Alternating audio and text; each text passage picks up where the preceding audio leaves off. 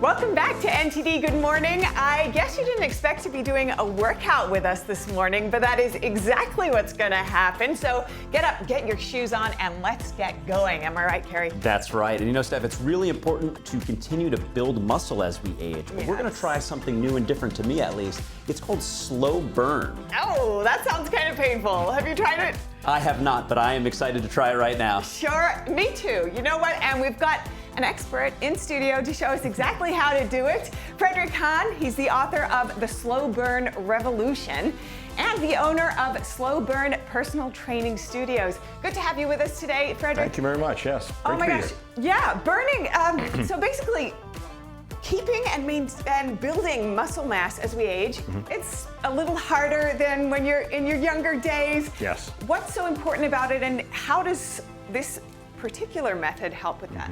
Well, the truth is, if you're not actively, as you age especially, if you're not actively making yourself stronger, you're actively becoming weaker. So strength training, people call it weightlifting, resistance training, it's the same thing, is really the only form of exercise that you can do to halt that loss and then reverse it. Whether you're 80 years old, 90 years old, you can still build muscle. Slow burn is a method of doing that that is safe. It's about the safest way you can do that. And it's also very time efficient. So you really only need 1 or 2 sessions a week because you build muscle and bone density when you're resting, not when you're exercising. Oh, I like Most the sound people of don't that. know that. I'm excited to try it. I just real quickly, I want to understand, how did you come up with slow burn as opposed to when you think of working out, you usually think about going hard? Going fast. Yeah, well, the method itself, if you watch it, well, we'll see soon, is very, very slow. And then when I wrote the book, The Slow Burn Fitness Revolution, people at Random House said, hey, let's call it slow burn. And I said, that sounds good. So that's how it came about. It's very intriguing. Yeah, shall we give it a go? Yeah. Sure, we'll give it a try. Okay. How about we do like the push-ups first? Okay. Would that demonstrate on the push-ups? Yeah. Okay, let's do it. So what we're going to do first is come down to the knees. And a regular push-up would be where your legs are straight and you're reaching down for your chest and then pushing back up. And the version that's a little easier is when you're on your knees and pushing up. But we'll demonstrate it now.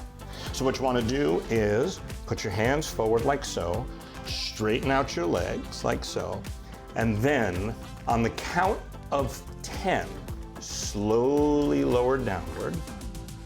Now most time when people do push-ups, they're up and down and up and down and up and down, and that's dangerous. It's about as far as I can go. Then when the chest touches, as slowly as you can, reverse.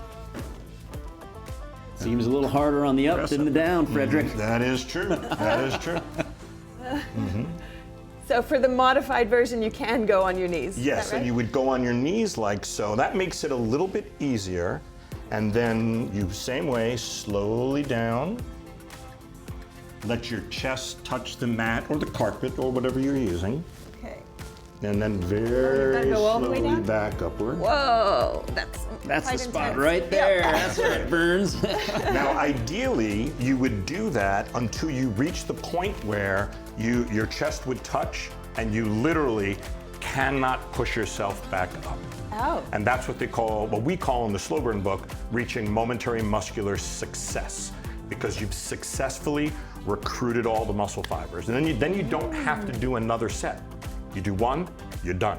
Oh, and this is why perhaps you don't need as much time. You're saying you can get gains with just 1 or 2 sessions a week. That's correct. That's one of the things that makes it very time efficient. You just do it until you hit that spot where you've really got nothing left in the tank. That's right, and then you're done. All right. Yeah. The second exercise we'll do is the body weight squats. So the way that is performed is bring your arms out like so. Now, for those of you out there who may have trouble with their hips and knees, you can always put a chair behind you so that when you're coming downward, if you feel something not quite right, you can always sit. Oh, that's good. So your hands will be out like so, feet shoulder wide. You want to keep your head up and your back arched. And then very slowly, you're going to just come downward. And you're going to go downward as far as you feel that your knees and hips can go. So let's say it's right about there. Pause, and then reverse slowly.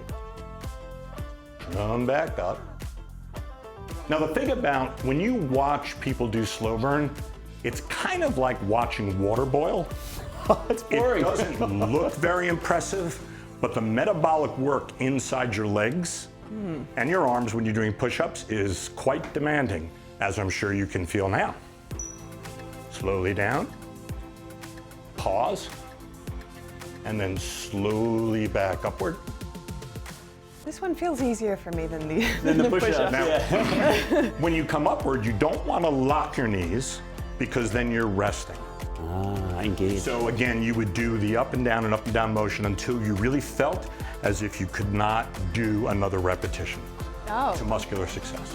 okay. You refer to it as muscular success, achieving that spot where you got nothing left. You got enough left. In the trades, they call it muscle failure. I don't like that word, failure. Right. So instead, you've successfully done what you need to do. And how often do you recommend somebody who's using this approach to do this every day, a couple times a week? No. So the benefits of exercise, if it's beneficial, come when you rest. So twice a week at the most. Oh, Twice a week. At the most. And you're looking for muscle failure with how many different exercises or muscle groups? Typically? Well, in my book, I have a home program, and it's about 10 exercises.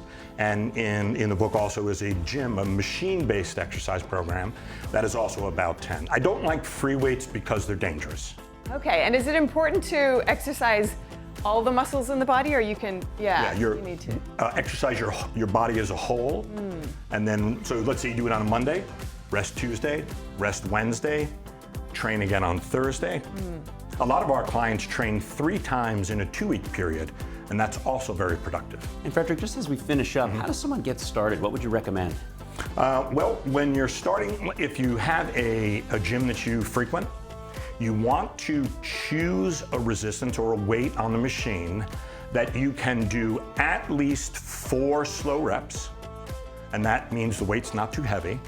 And then once you can reach 5 or 6 and more, then you can slightly increase the weight. It's a little bit of trial and error in the beginning, but in my book, I explain it very clearly. It sounds all very gentle and approachable, even though I have just experienced it's quite intense as well. Yeah, that's right. But effective. It sounds like a really good We often call approach. it the Tai Chi Yes. of strength training.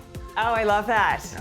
Thank you so much for your time today and your You're welcome. insights. I've really enjoyed it, and I actually do think I will be incorporating this.